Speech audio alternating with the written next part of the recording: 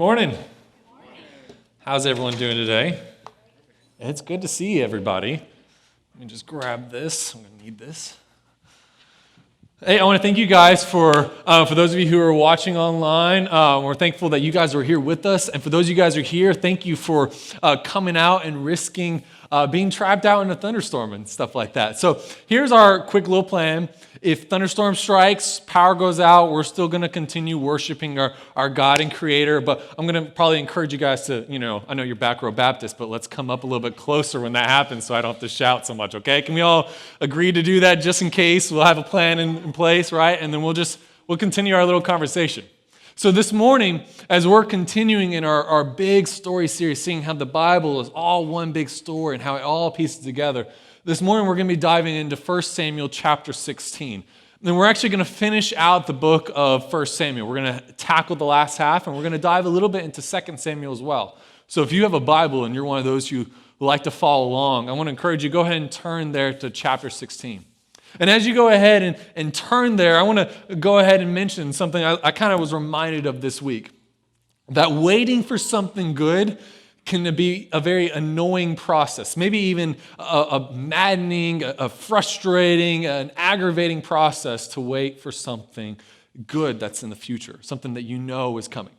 Like I got a taste of that this week. So me and my wife, before the pandemic, we loved to go to the movie theaters. That was a big deal for us. When we lived back in Knoxville, it was kind of this special treat. In Knoxville, the movie theaters, they have these nice cushioned seats. They recline. The people come out and give you food. You can order a cheeseburger while you're watching, a scary movie or a comedy or whatever. It was a great experience. So we loved to go all the time to see movies. And so we continued that tradition when we moved here to Bluff 2 years ago.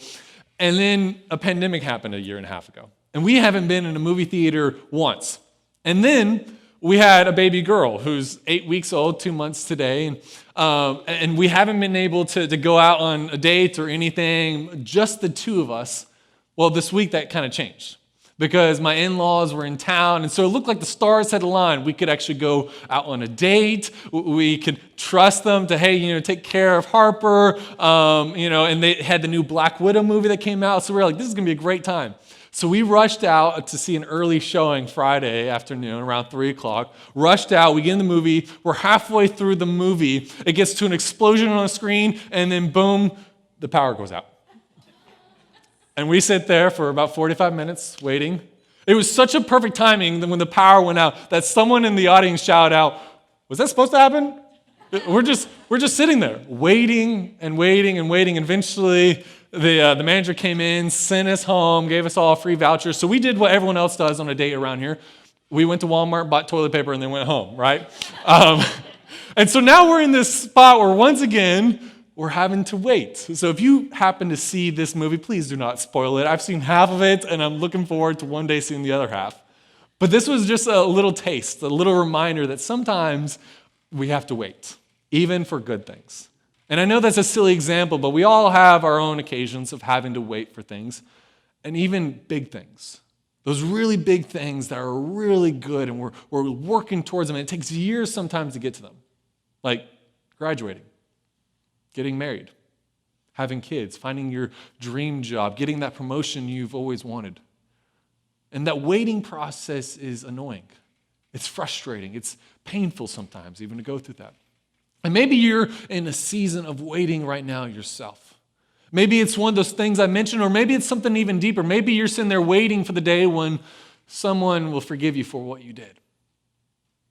You're waiting for the day when that prodigal child will come home, when that loved one will come to surrender their life to Jesus.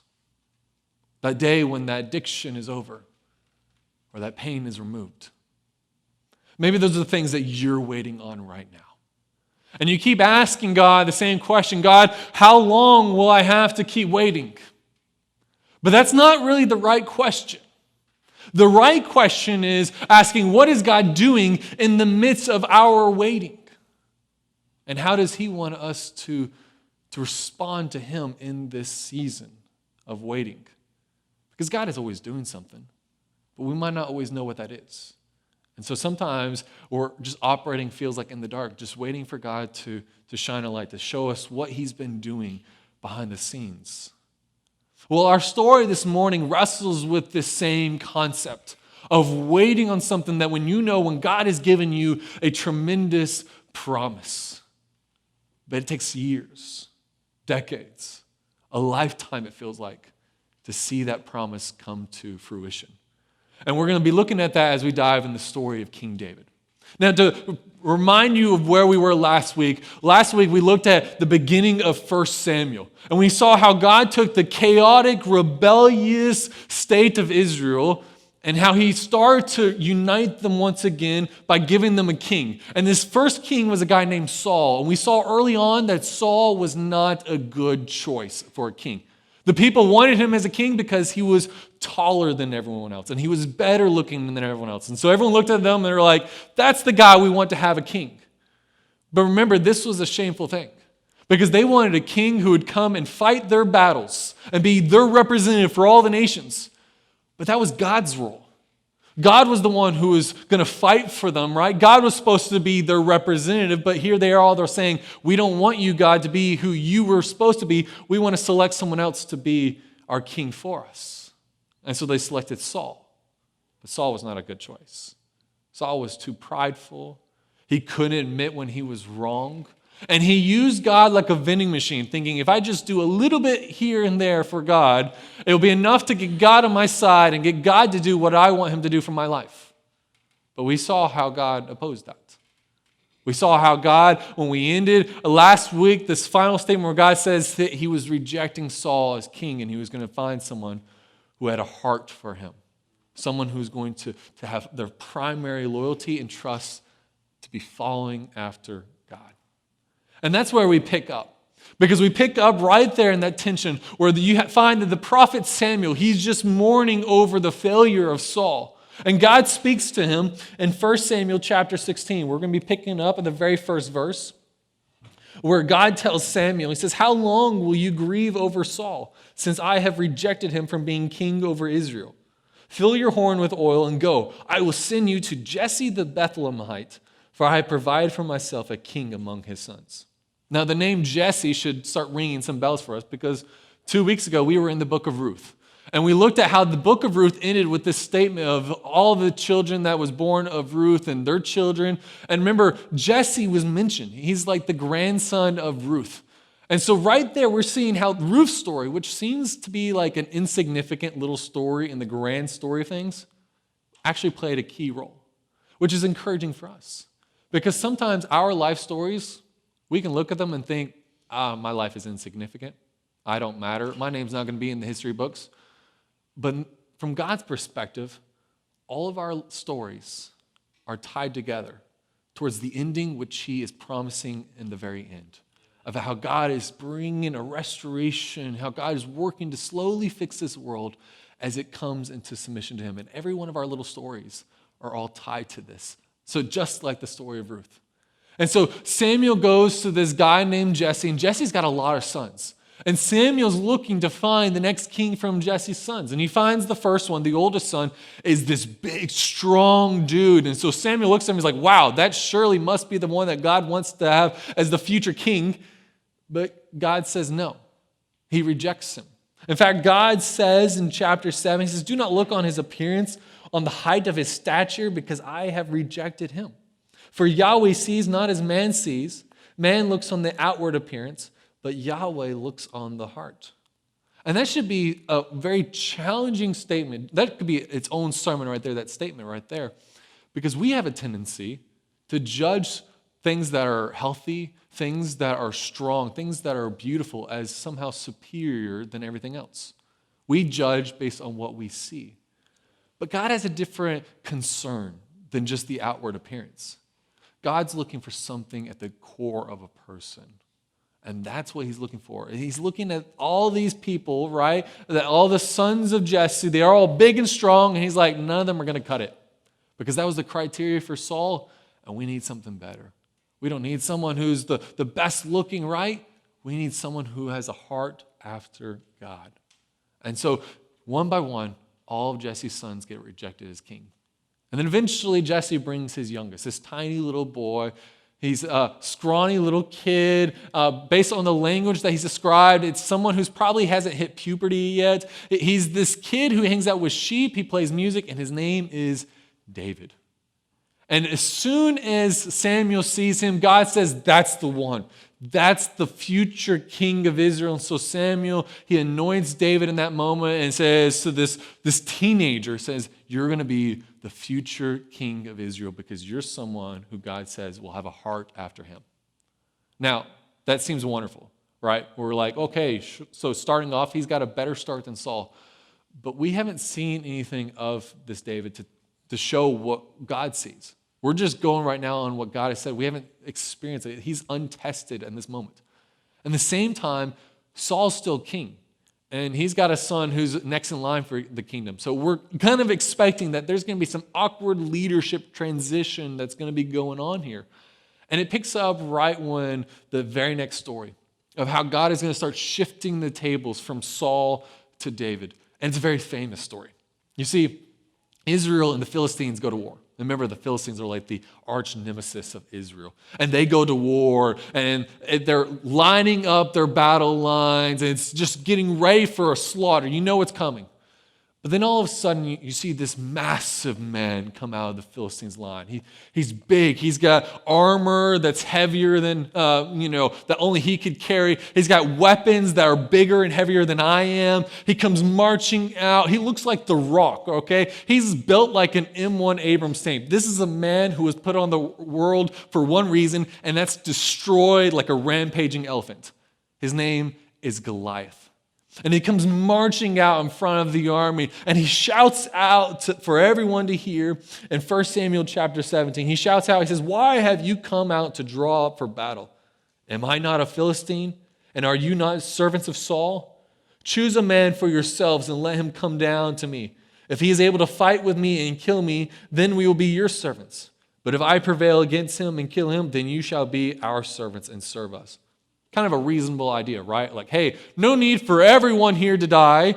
You pick your best man and see if he can beat me. Let's just do one-on-one championship, cage match, WWE style, right? And then that will determine who's the better nation and who will be the slaves of who, right? That's the situation. It seems rather reasonable, right? Well, he even goes on to say this. He says, "And the Philistines said, I defy the ranks of Israel this day. Give me a man that we may fight together." This is a serious this is a scary dude. I mean, this is a guy, he probably eats nails for breakfast without any milk, right? You don't send bubble-blowing babies to deal with this kind of guy, right? Some of you will get that reference later on, probably the kids, right? This is a scary dude. You don't want to be the man to stand up alone against Goliath. You want you and like your 200 best friends with you to take a guy out like this. And who is everyone expecting to stand up to him? Saul. See, Saul was picked because he was a foot taller than everyone else to be king, right? He was the biggest, baddest guy on the playground. They even picked Saul because why? They wanted someone to fight for them. Remember back in chapter 8 when they wanted Saul to be king? They said, here's the reason, that we also may be like all the nations and that our king may judge us and go out before us and fight our battles. Saul is the guy who's supposed to be fighting Goliath. But Saul's hiding. He cowers down. He's not going out. He doesn't want to be the representative of the people to face this enemy. And here's the thing. In Scripture, we've seen God face some really powerful enemies, right? Like Pharaoh from Egypt, right? And we've seen God just like, yeah, you think you're a hot shot? I'm going to just send a little lightning bolt. Like we've seen that of this God over and over. But the people didn't want God doing that anymore. That's why they chose Saul, because they rejected God as king. They didn't want God fighting their battles anymore. And so now they're looking at Saul, but Saul is not stepping up to the plate. He's hiding. And so for 40 days, Goliath comes out in front of the army. He makes a mockery of Israel. He makes a mockery of their king. He makes a mockery of their God. And no one stands up to them. And then one day, little David comes to camp. He's got a food supply. He's come to give his family some food and stuff like that. And he hears this Goliath out there who's just shouting out this challenge, and David is offended. He's offended that his people are just allowing this to happen. He's offended that the Philistine would insult their God. He's like, this is unacceptable. So David, the little boy, stands up to Goliath. And so we have the most iconic battle underdog story of all time. David versus Goliath, right? And Goliath comes out and he mocks David. He's like, you sent a boy to take me out? He's just laughing about this. He's laughing at the Israelites. He's like, this is a showing of how weak your God is, right? But then David speaks up. And it's like the coolest smack talk of the entire Bible, in my opinion. Here's what David says. It's in chapter 17. He says, you come to me with a sword and with a spear and with a javelin. It's kind of like, hey, I see you've got all these weapons formed against me. You've got all these ways to kill me and to harm me and to hurt me, right? I see that you're a powerhouse, right? But here's how David responds to this. He says, but I come to you in the name of Yahweh of hosts, the God of the armies of Israel, whom you have defied. This day Yahweh will deliver you into my hand, and I will strike you down and cut off your head. Whoa, okay, David. I don't know if you could even reach Goliath's head, right? But that's some serious, he's like, I'm going to take you out. But it gets even better because what he says next, he says, and I will give the dead bodies of the host of the Philistines this day to the birds of the air and to the wild beasts of the earth, that all the earth may know that there is a God in Israel. He's like, Goliath, I'm not just going to take you out. I'm going to go through you, and I'm going to take out everyone else out around here. He's like, you, your friends, your family, everyone is going down. Like, here's this scrawny little teenager saying this. And now we can look at it and be like, oh, he's just a hot-headed teenager, he doesn't know what he's saying. But he's adamant. He's like, this is unacceptable. And he goes on. He even adds more to this. Here's what he says next of why he wants to do all this. It says, and that all this assembly, he's talking about the Israelites now, so all this assembly may know that Yahweh saves not with sword and spear, for the battle is Yahweh's, and he will give you into our hand. He's like, I'm going to go through you, Goliath, and then I'm going to go through everyone else so that my people will know who God is. He's trying to teach a lesson to his own people in this moment. Who was supposed to be doing that? Saul. Saul's not doing this. And here we have this teenager, and he steps up, and of course, Goliath would be upset by this. So the two charge against each other, and David takes a sling, and he throws in the classic little battle, knocks out Goliath, takes Goliath's own sword, and then kills Goliath, and then charges the Philistine line, and it rallies the whole Israelites, and they all go charging after, and David, this little teenager, leads a charge to kick the Philistines out of their land. It's this beautiful, iconic moment, and you just want to be like, yes, this must be what God was seeing in this David. And in part, yes, it is. But the story goes on. You see, they come home from this big victory, and people come out of the city, and they're parading, they're cheering, they're like, this is awesome, we love you, David. And here's what they say. They say in chapter 18, it says, and the women sang to one another as they celebrated, Saul has struck down his thousands, and David his 10,000s. Now, we know Saul's a very prideful man. So we can imagine he's probably pretty insulted by that. He's looking around. He's like, I'm the king. And people are more impressed with this teenager. And they're saying that this teenager is a better warrior, a better leader, a better king than I am. We even know he's upset by this because the very next verse says that Saul was very angry and this saying displeased him. And he said, they have ascribed to David 10,000s. And to me, they have ascribed thousands. And what more can he have but the kingdom? And Saul eyed David from that day on. We should get this looming sense that something terrible is bound to happen. Because Saul's a very prideful man. He's arrogant. He can't admit when he's wrong. And he can't allow someone like David to do better than him.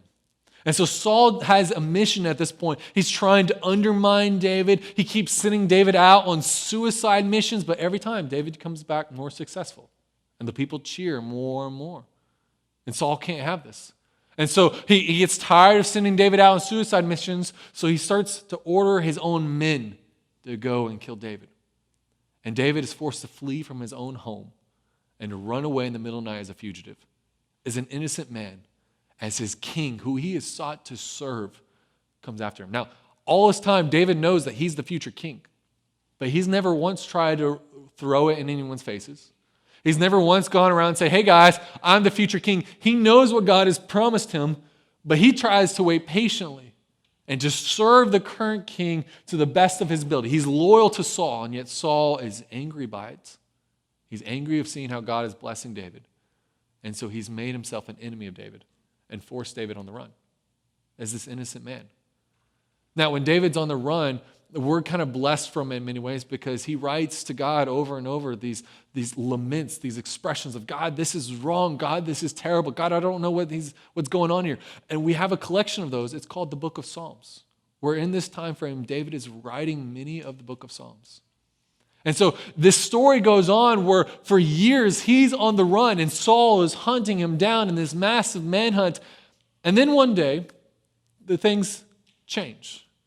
Saul's out with his army. He's going around trying to find David, and David's hiding out in these caves up in the hills.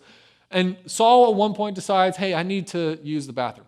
It's the most human story in the entire Bible, right? Where he stops and he's like, guys, I need to read a magazine, right? And so Saul goes up into this cave, and he thinks he's alone.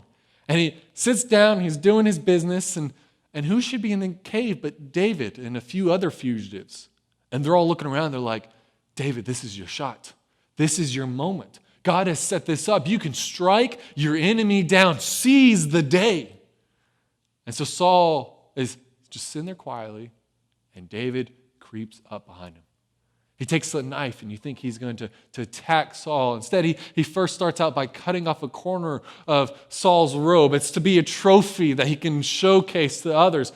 But the moment it happens, his heart is convicted. And we read that his response, his emotion in this moment, it's in chapter 24, where it says, afterward, David's heart struck him because he had cut off a corner of Saul's robe. And he said to his men, Yahweh forbid that I should do this thing to my Lord, Yahweh's anointed, to put out my hand against him, seeing he is Yahweh's anointed. David is actually distraught about insulting and possibly harming a man who has adamantly sought to ruin his life. I mean, David, you think, David, you're on the run. David, your life is over. David, you have lost your old connection to your family and friends. Your entire life is ruined because of this man, and you have your moment to get your revenge. Like we would think of a moment that, like from Princess Bride, that this should look like, hello, my name is Inigo Montoya. You killed my father, prepared to die. We expect something like that from David. Not the response we get of, oh man, I can't believe I almost got even with the man who ruined my life. But in this moment, we see what God had saw all long ago. That David is a man who trusts in God's timing and trusts in God to fulfill his promises without having David to manipulate things and make things happen on his end of things. This is someone who has a radical trust in God to take care of him. And so Saul gets done reading his magazine. He goes out. And then David comes out and he's waving the piece of the robe in the air and everyone's shocked. They're drawing sword and spear. And David shouts out in this moment from the hilltop. He says, behold, this day your eyes have seen how Yahweh gave you today into my hand in the cave. And some told me to kill you, but I spared you. I said, I will not put out my hand against my Lord, for he is Yahweh's anointed. See, David insists in this moment he is not Saul's enemy. He shows proof that he could have gotten even with Saul. He could have gotten back at Saul. And this is something we can admire because I think in our own hearts, we would have been in a different situation, right? We would have been like, I want to get even with Saul, right? But David did differently. And Saul is convicted. He realizes, man, this person could have leveled the playing field after everything I've done to him. But he treated me with grace and mercy and kindness and love. And so Saul, he shouts out and he says, you are more righteous than I, for you have repaid me good, whereas I have repaid you with evil. And he even goes on to admit in verse 20 now, he says, and now behold, I know that you shall surely be king, and that the kingdom of Israel shall be established in your hand. Even Saul in this moment is recognizing that his family line is not going to be the king line, that the kingdom is going to pass on to David. He can see it in this moment. And we would think everything must be fine. The scales must be balanced. David must come home now, but he doesn't. You see, he still remains as a fugitive until the day that Saul goes to battle once again with the Philistines.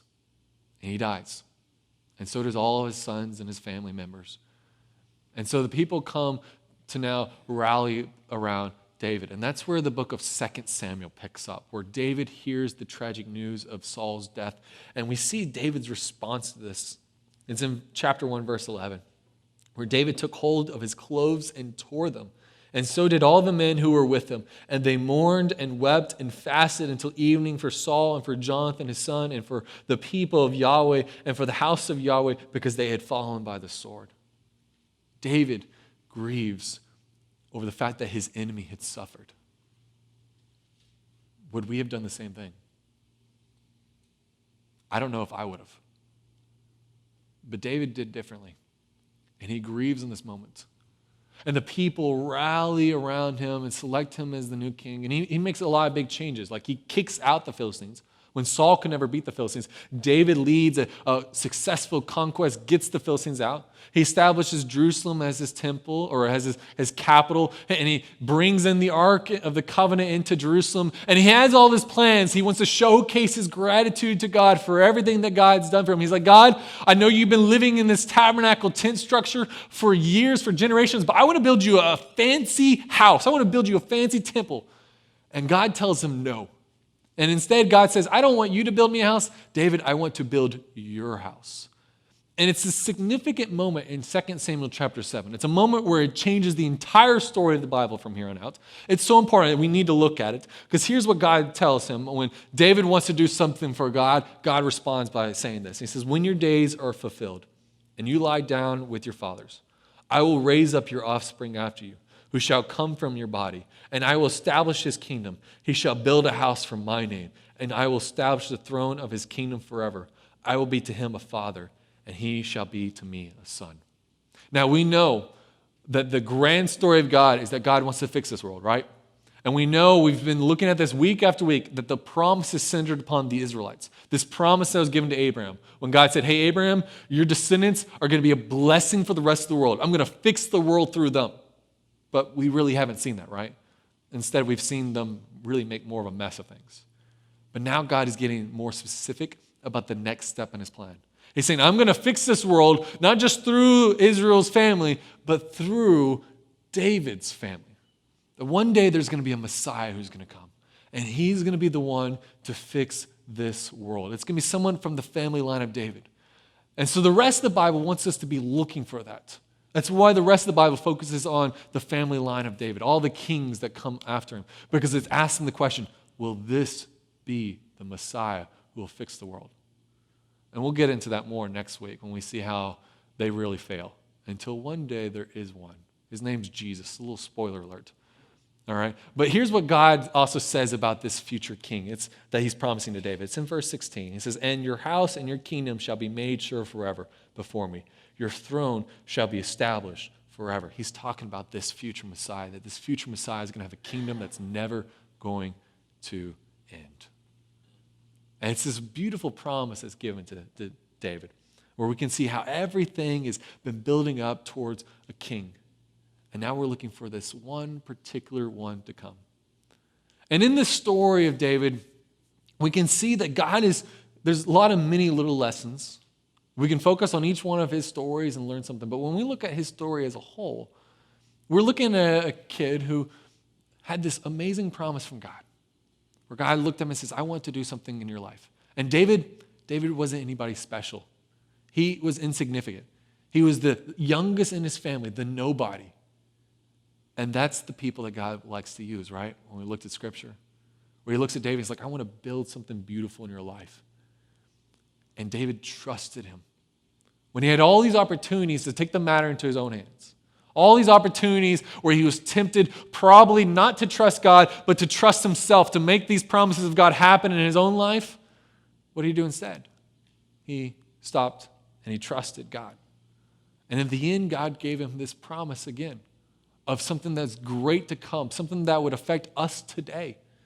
And that's a wonderful thing, because here's David. He wanted to do something for God, and God did something for him. And that's really the big story of the Bible, right? That the Bible is not about what we can do for God, but what God has done for us. And that's encouraging, because that means we don't have to have our lives all together. We don't have to be perfect. We don't have to have all the answers. but we can trust the God who wants to do something good in our lives. And it came in the form of Jesus eventually. But in David, we're seeing this powerful message, this powerful story. I think that's crucial maybe even for us today, is to see that God acts on behalf of those who humbly wait on him, who trust him, who put their loyalty and assurance in him. That God acts on behalf of those who patiently trust in him. Now, I should mention when I say that doesn't mean that when you're patiently waiting on God and you're trusting his plan, that everything's going to go the way that you want it to go. That doesn't mean that if you wait and wait and wait, that all your wishes and wants and desires are going to happen the way you want them to happen. That's not the promise of Scripture, but the promise is that God acts on behalf of these individuals. And we know from Scripture that when God acts, it's for good. And that's the encouragement. That sometimes God's definition of good and what is good for us might not always align with what we think would be good for us. And that's where trust is. That's where trust comes in, knowing that God has a better answer. And that's encouraging in many ways for us because that means we don't have to have all the answers, which is struggling, right? Like, how many of you want to have all the answers in your life? I know I do.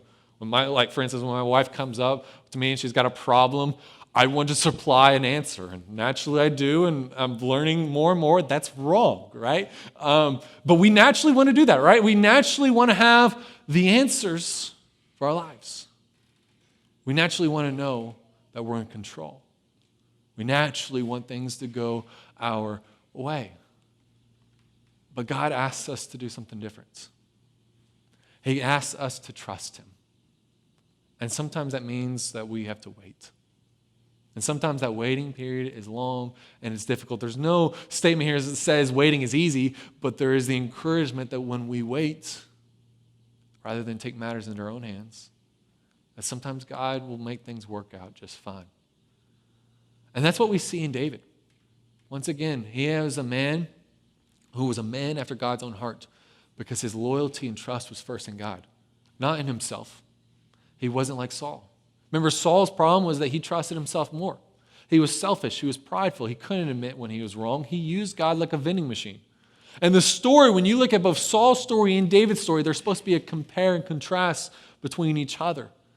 But it's also asking us to ask some scary questions of who are we more like? Are we more like Saul? Or are we more like David? And he wants us to ask the questions in our lives, the areas where we are more like Saul. What changes do we need to make in order to be more like David? To be someone who waits patiently on God, who waits on God's timing rather than on our timing with things. And this is a story that we see repeated in the life of Jesus. Jesus is someone who, when you get to the book of Matthew, Matthew's very big on trying to point out to us that he's of the family line of David, that this is the promised Messiah. I mean, people would stop in the street and say, "Have mercy on us, son of David," when they looked at Jesus. He was the king that was promised, the one who's going to fix this world. And we're going to get into that in a couple of weeks when we get into the Gospels and part of our journey story. But one of the things we see Jesus say over and over and over again was things like, "Blessed are the poor in spirit, for theirs is the kingdom of heaven. And blessed are the meek, for they shall inherit the earth." That this is a message which Jesus proclaimed all the time, that we are to be people who are humbly trusting in God. And that's difficult. Like I said, we like to take matters into our own hands. We like to control things. We like to know the answers. And maybe that's a little bit where you're at today. Like I said at the beginning of this message, maybe right now you're in a state of asking God over and over, "How long, God?" Or maybe you're asking, "When will this be over, God?" Or maybe you're asking, "God, what is the next step for me?" And you're in this state of waiting. Maybe waiting for God to say, here's what I want you to do next. Waiting for him to say, "Here's where I need you to go next." Or maybe just to answer those questions of your life when you look at some pieces of your life that feel like they're broken and you're asking over and over, "God, how long?"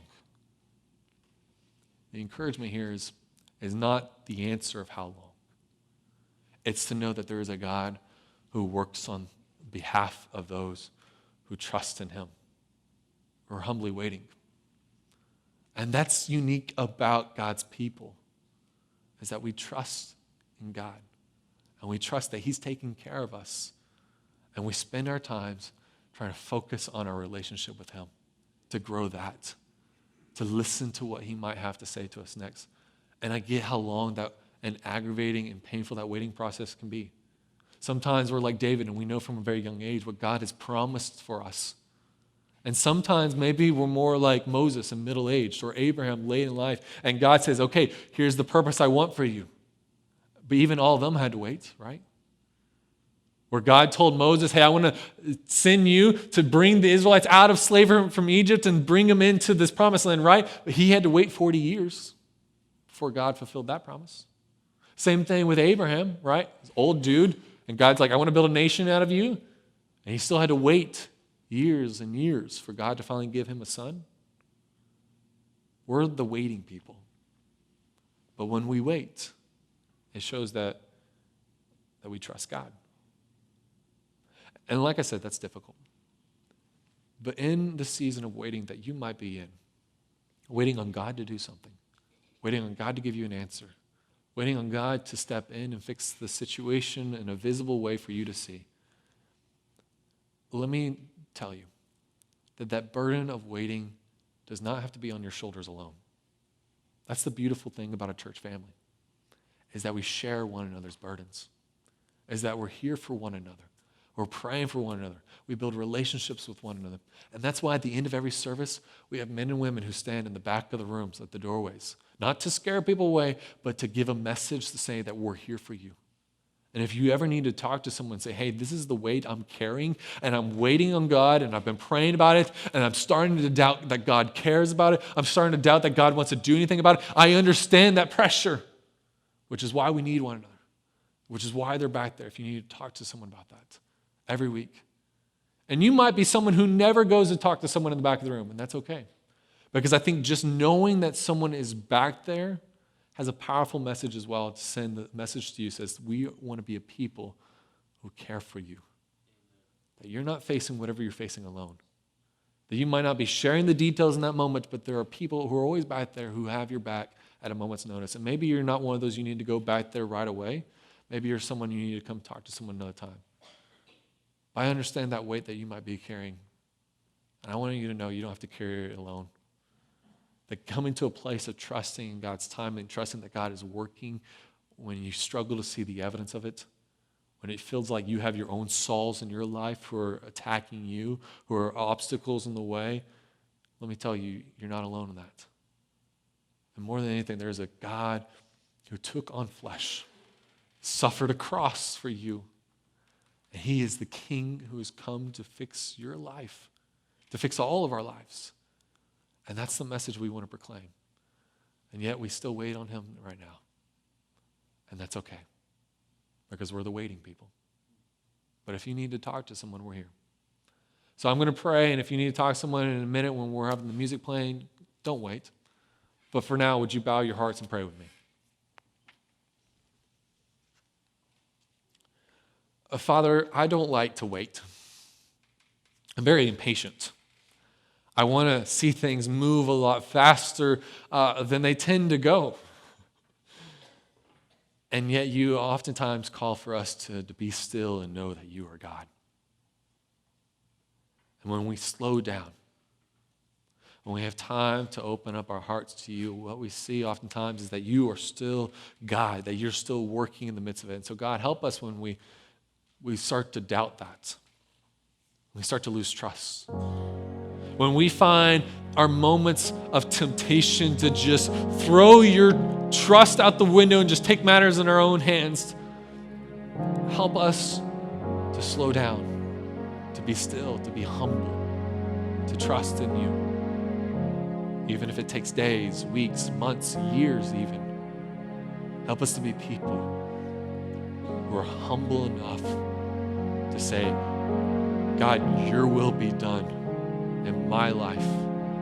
And have it be done as if it was done in heaven, have it be done in my life as well, Father. So in this moment, as we sing, still our restless hearts, When we've got all these plans, all these agendas, this long to-do list in our mind, and we think we got to do this and this and this, help us in this moment to just slow down, to be still, to sing, to worship, have our hearts be filled up again with trust in you and trust that you are working on our behalf for something good.